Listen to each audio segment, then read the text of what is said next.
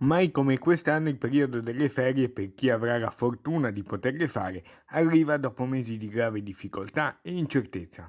Per questo il patriarca di Venezia, Monsignor Francesco Moraglia, anche lui da una cornice montana del nostro Veneto, ha voluto rivolgere un pensiero speciale ai veneti e a coloro che arriveranno nella nostra regione per trascorrere qualche giorno di meritato riposo.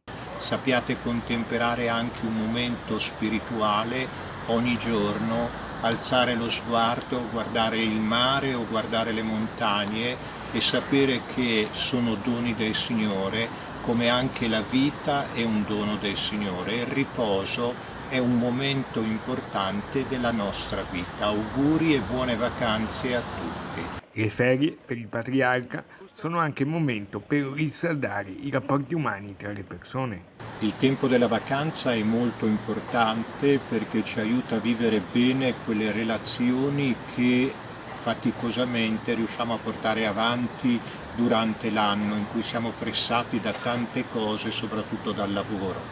È il momento in cui certe relazioni familiari oppure relazioni tra amici possono essere sviluppate. Sempre vicino alla sua gente, Monsignor Moraglia, dalla quarta di novembre ai mesi drammatici del Covid. Un piccolo consiglio: andate incontro alle vacanze con animo libero, anche se sono pochi giorni.